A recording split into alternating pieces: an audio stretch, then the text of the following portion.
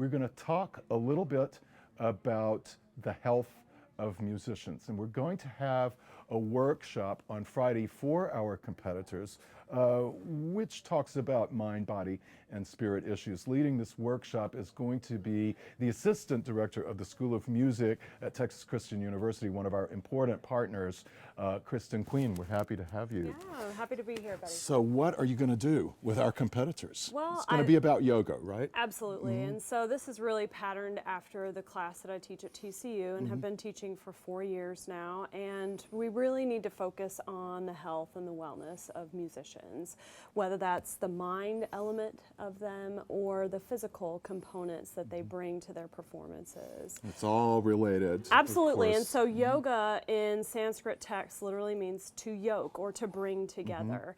And so like to hope that they're going to bring together their mind and body and be a little bit more conscious the next time that they approach the keyboard. Yeah, and you know about this firsthand, of course, because you're a performing musician yourself. You're a really fine flutist. Thank you. So where did yoga come in your personal journey? Well, so when I was an undergraduate, started with Pilates. And Pilates is similar in many ways to yoga, but less dealing with the mind component. And so fast forward to my time at TCU. I've been there for about 10 years now. Right.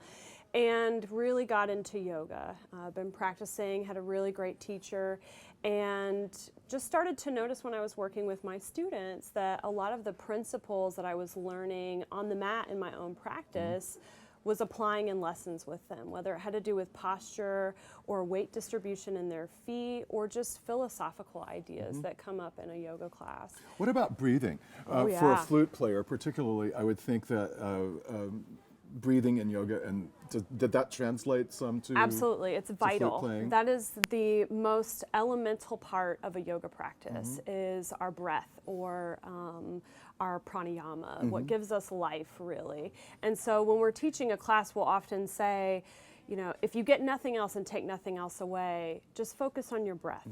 It doesn't necessarily have to be about an end result. And so there are many different types of breathing in yoga.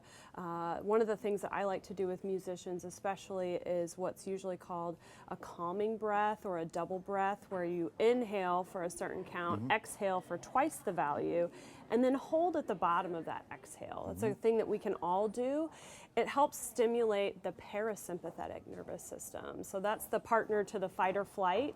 This is what helps calm us and to what we call the rest and digest part of our nervous system. So this would be particularly useful for performers who are waiting backstage. Yes.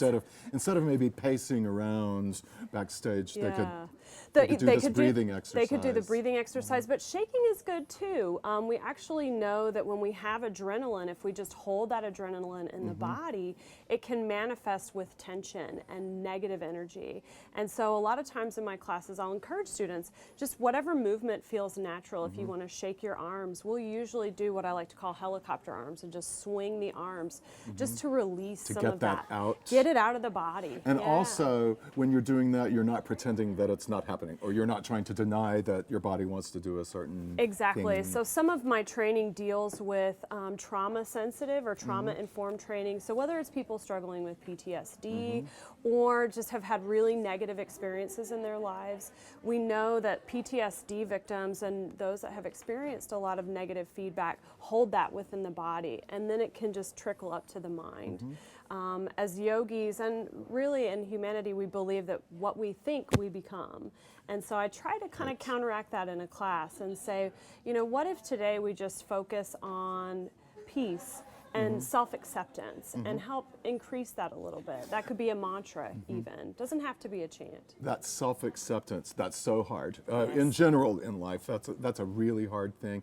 And also, especially I think for performers or surgeons or airline pilots or the kinds of people who think that they must be perfect every time. Oh yeah. I mean, I'm a performer myself, so I bring that to everything else that I do. I think I must do it perfectly every time. It's a real trap. It is, and I think what really changed me, there are a lot of different schools for yoga teacher training, but the one that I chose to go to, some of the essence of what they teach is letting go of competition, letting go of expectation, letting go of judgment, and just be in the present moment. And so I hope that when you're hearing this continually on a mat, that sticks with you, that the next time you put an instrument together and bring it to your body or sit behind a keyboard, that something about that experience is new and different. We're not seeing it the same way with the same eyes and the same mindset, that it doesn't have to be about an end result. It can really be more about the journey.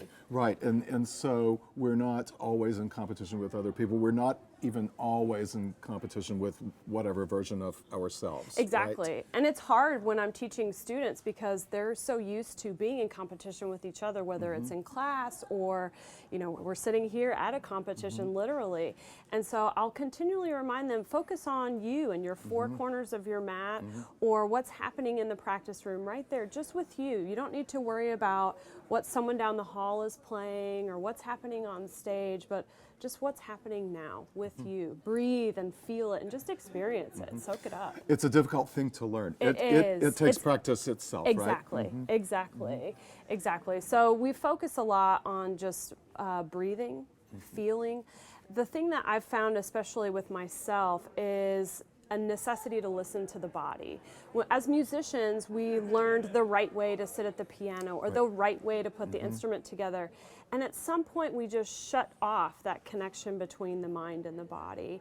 And it's important to keep that alive, otherwise we risk repeat use injuries. We can start to really have just a negative response to what it's like with that instrument. We want it to be pleasurable. Yeah, it's so important. I think everything you're saying. I was just talking to somebody backstage last night about ourselves being our own worst critics, and I thought, well, especially for pianists, because pianists, by the nature of the solo piano as an instrument, we are isolated. We are working in a small practice room, so of course we're our own worst critics, and it is better to get in community with other people. It is, and I like to try and be that good self-conscious for my students, and so my teaching is really geared towards positive affirmation, towards inclusivity. So rather than telling them what to do, we're all doing it together. It's we, us, this is what we're feeling, this is what we're experiencing, rather than I want you to do this. They're so used to hearing that from their teachers. It's time for them to experience something where they're working together just like they would in an ensemble, which, as you pointed out, pianists don't get that luxury as much. And so it's great to have that teamwork. Awesome. When is this again? Friday? So it's Friday morning, 9 a.m. If there's enough interest, maybe we'll get a second one going, but I'm just really looking forward to working with all of them. These are a unique group. These are people that are looking forward to working with you. Just thank you so much. Thank you Kristen so much. Queen.